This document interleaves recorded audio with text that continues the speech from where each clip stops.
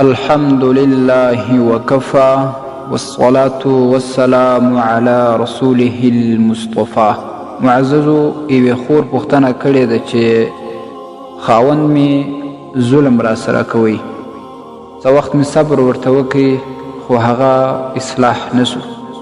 زه د هغه نه وتښتېدم، اوس خارجي ملک کې اوسېږم. 3 کاله مې وسوه، نو ما د بل چا سره واده وکړي. د هغه نه مې یو بچی هم پیدا شوی دی.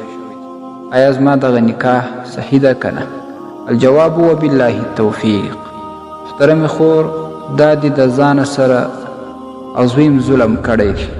اوله خدا تا ته جایزه نه وه چې د خپل خاوند نه تښتېدلې بغیر د طلاقه، بغیر د خلعي، بلکې یو خو به دې پر دې سختیو باندې صبر کوي، ځکه چې د هرې سختي وروسته اساني راځي، د هرې شپې وروسته ورځ او رڼا راځي.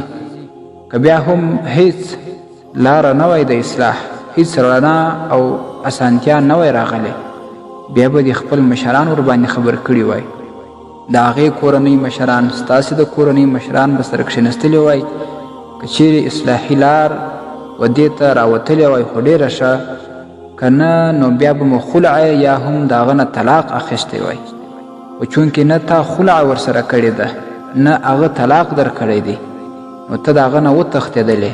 کال وروسته یې د بل چا سره واده وکړي، نو ستا دا واده کله صحیح کېږي؟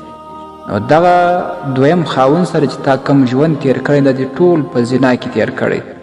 کم زوی چې د هغه نه پیدا شوی دی، بچی دې شوی دی، هغه د حرامو نه پیدا شوی دی. دا ستاسې اوس څه ژوند سو؟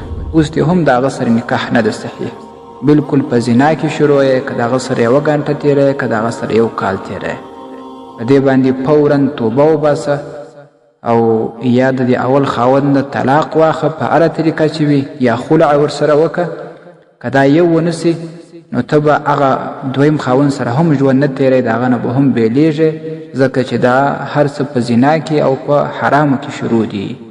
الفتاوى الهندیه، کتاب النکاح، القسم السادس، اول جلد، 280 صفحه، شرح النووي على صحيح مسلم، دویم جلد، 354 صفحه. السلام علیکم ورحمت الله وبرکاته. ستاسې د اسلامي پوښتنو جوابونکی مفتي حکیم الله صابر الحنفي صاحب.